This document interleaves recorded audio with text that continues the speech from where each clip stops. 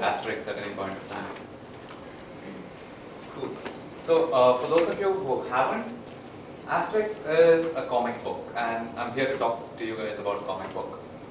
And why Asterix? What is Asterix in the first place? It's a set of these Gaulish characters. Gaul is ancient France.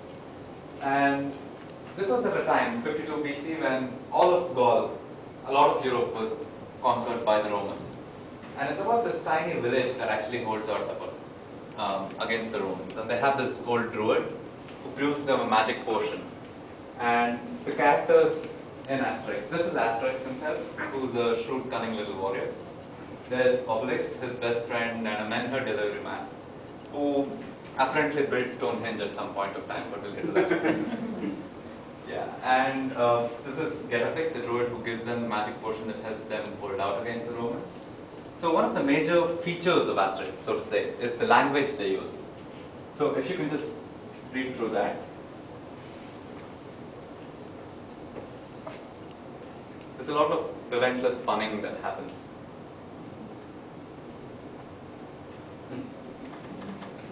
And then some.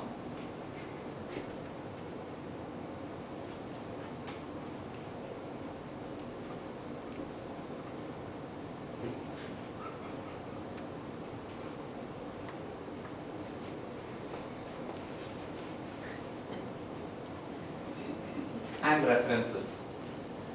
So two of the major aspects of Asterix, apart from language, they have loads of cultural references and loads of historical references as well. So we shall be going through a look at Europe from the eyes of Asterix, and while we're doing that, I want you guys to pick out the references when you see them. What's this? Yep. This is Don Quixote.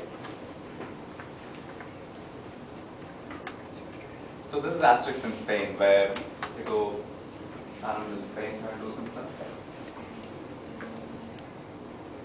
Yeah, and they keep putting up false histories or alternate histories of how Asterix and Obelix and co. actually invented a lot of stuff. So what's this?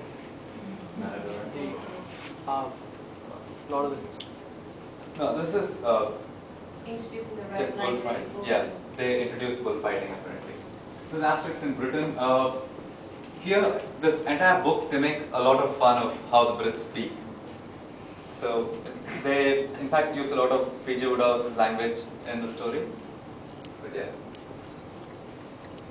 Yeah, the crux of this is, I'd be glad if you could shake me by the hand. Then yeah, and a lot of references again. Another 2,000 years of loving care, and I think it will make a decent piece of turf. This is actually happening in Wimbledon.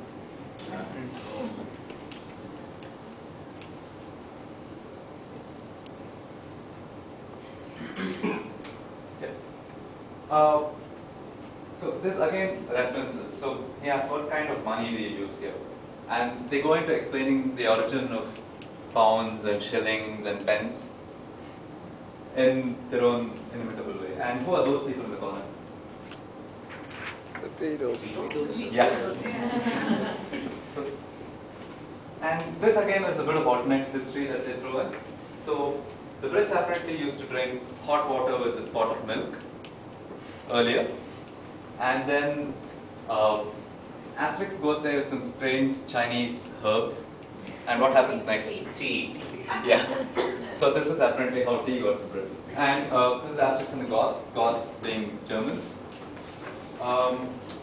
And this is a reference to World War II. Wars between barbarians and Romans are no concern with Goths.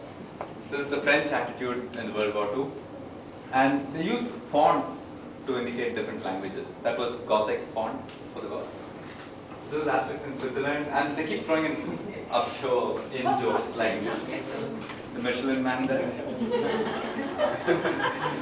And this is a reference to the Geneva Convention.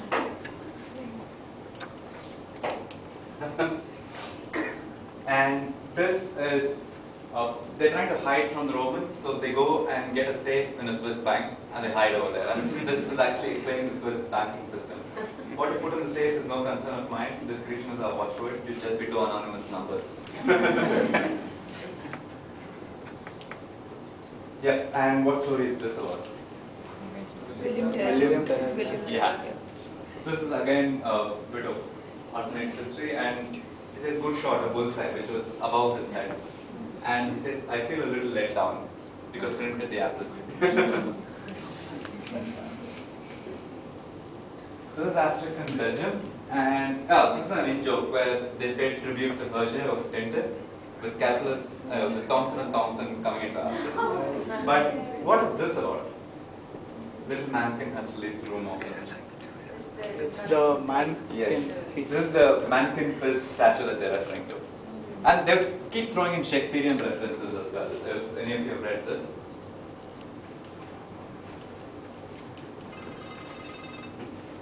It's about time to cry havoc and let slip the dogs of war. Shakespearean quote, I think, from Macbeth. And art. So they spoof art in their own way. The last couple of slides are talking about this is another old painting of Napoleon's campaign, and they do an imitation of that.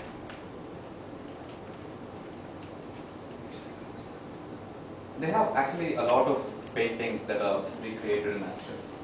And this is the peasant wedding feast at the end of Asterix in Belgium. They do the same thing with the Belgian feast.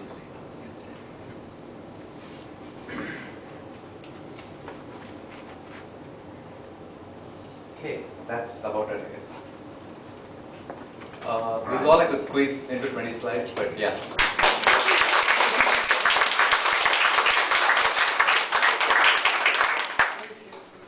Questions? How long have you been reading it to get on with it?